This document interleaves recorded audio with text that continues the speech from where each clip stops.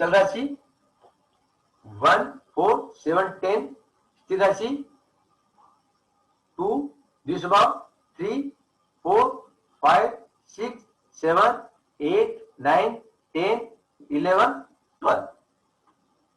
Short चल स्थिर द्विस्वभाव 1 2 3 4 5 6 7 8 9 10 11 12।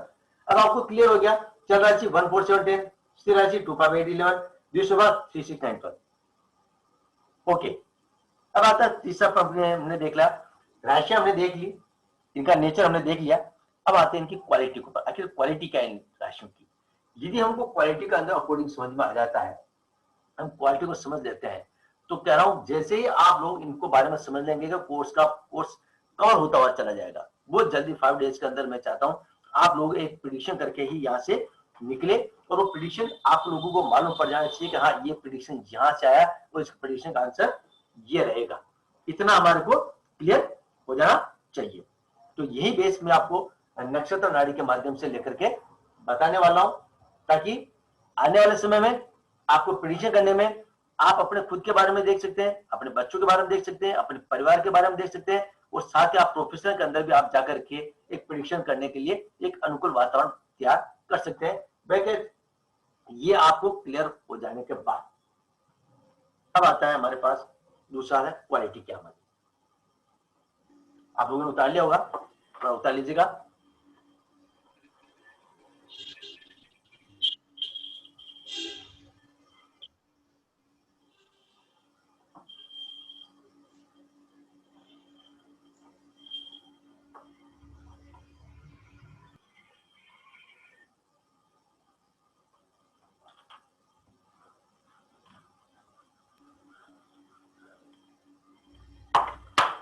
आप सभी अपने आप को म्यूट कर लें, क्योंकि मुझे वापस इधर उधर देखना पड़ता है, तो मैं कंफ्यूज हो जाता हूँ। मेरा जो लयबद्ध होता है वो ब्रेक हो जाता है, तो अभी मैं कंफ्यूज हो जाता हूँ मुझे कहाँ पहले कहाँ स्टार्ट में था, अब मुझे आगे कौन सा विषय लेना है, क्योंकि जो फ्लो होता है वो डाइवर्ट हो जाता है जैसे शोर आने के बाद।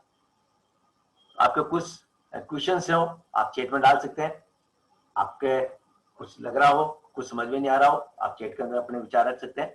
इससे क्या मैं उसको समझने का प्रयास करूंगा, देखने का प्रयास करूंगा, और उस विषय को लेकर के आगे बढ़ने का मैं प्रयास करूंगा। क्योंकि मैंने आपसे रिक्वेस्ट किया था उसको लेकर के तुम लोग उसमें बात करेंगे। अब प्रश्न था हमारा नंबर, जिसके बारे में बात कर रहा था मैं, नेट क्वालिटी के ऊपर, यानी राशियों की क्वालिटी को लेकर के है, तत्वों के आधार को लेकर के जो हमारे प्रमुख रूप से है।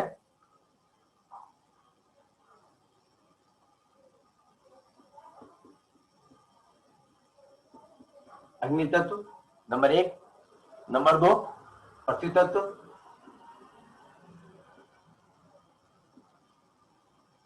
नंबर 3 वायु तत्व,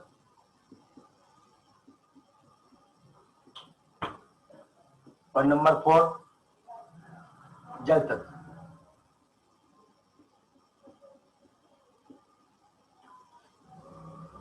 आपको अच्छा सा समझने के लिए ये क्लियर रखना पड़ेगा। सीरीज फॉर्मूलेस के अकॉर्डिंग ये रहेगी। पहला अग्नि तत्व, पृथ्वी तत्व, वायु तत्व और जल तत्व। ये हमारी 4 जो क्वालिटी है जिसके बारे में, जिसको तत्व बताया गया है, इनका फॉर्मूला वो क्लियर है जो मैं आपको पहले बताया था।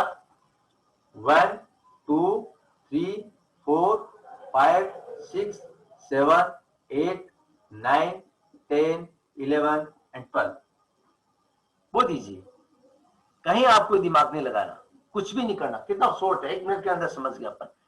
ये लिया और ये उतार दिया, कुछ नहीं लिया। कभी कंफ्यूज हो जाता है। अग्नि तत्व की राशि कौन सी है आपको मालूम पड़ गया, 159, पृथ्वी तत्व 216, वायु तत्व 3711 और जल तत्व 4812।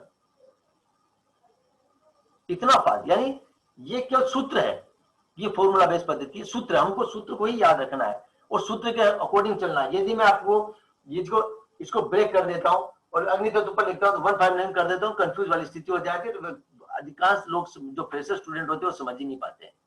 तो हमें इनको नहीं करना, हमको केवल एक बार लिखा, फॉर्मूला दिया और हम लोग समझ जाएंगे। तो 159 ये लिखा हुआ बिना कहे, क्योंकि ये जब हमारा मैथ तो समाप्त कर देंगे कुंडली, तो हम केवल इसी बेस पे चलेंगे, यही रहेगा हमारा अंक, ही हमारे लिए महत्वपूर्ण रहेगा। जो मैंने आपको पहले बता दिया, तो अंक ही हमारे लिए महत्वपूर्ण होता है। कुंडली को हम लोग नहीं देखते हैं। नक्षत्र नाड़ी के अंतर्गत कुंडली को हमारा केवल कोऑर्डिनेटर बनने तक ही हमारा महत्व होता है। कोऑर्डिनेटर बनने के बाद हम कुंडली को भूल जाते हैं। कुंडली के ऊपर कौन सा ग्रह कहाँ बैठा है, कौन सी दृष्टि किसकी है, कौन सी युक्ति किसकी है, ये हम लोग उस पर नहीं देखते हैं, उसके अंदर हम लोग नहीं जाते हैं।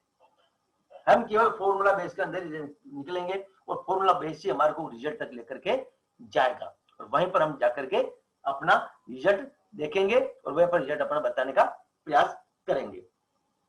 तो अग्नि तत्व 159, पृथ्वी तत्व 2610, वायु तत्व 3711 और जल तत्व 481। ये हमारी तत्व के आधार पर तत्व भी इनको बांटा गया है। पहले आपने देखा राशि को 4 भागों में बांटा गया था, 3 भागों में, जो उसको अपन बताया था नेचर के आधार पर। अब इनके अंदर ये बांटा गया। चलो आप लोगों ने उतार लिया होगा, 1-2 मिनट उतार लीजिएगा।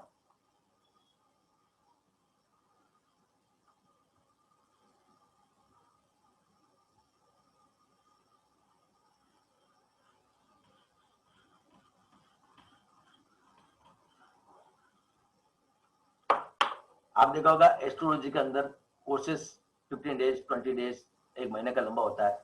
वो कहानी यही है, कंफ्यूज के अंदर जब स्ट्रक्चर चलता है तो व्यक्ति कंफ्यूज के अंदर ही उलझ जाता है। सिस्टम में चलेगा, हर फॉर्मूला जो होता है और फॉर्मूले के अकॉर्डिंग आंसर बहुत ही क्लियर हो जाता है। अब आता है जेंडर के आधार पर, सेक्स के आधार पर, इसको 2 भागों में बांटा गया, मेल और फीमेल।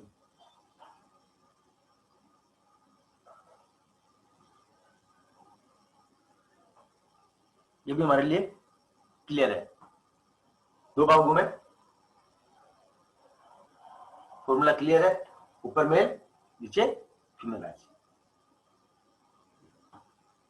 1 2 3 4 5 6 7 8 9 10 11 12।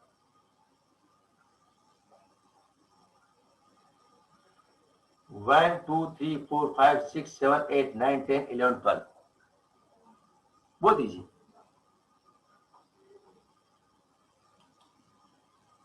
यानी समझने के लिए, सीखने के लिए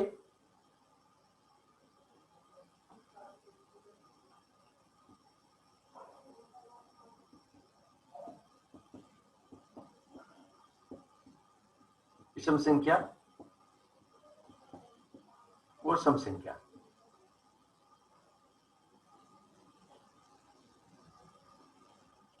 जो विषम संख्या है वो कौन सी है? 1 3 5 7 9 11। विषम संख्या 1 3 5 7 9 11। सम संख्या 2 4 6 8 10 11। यानी जेंडर के आधार पर भी हमने इनको 2 भागों में कर रखा है।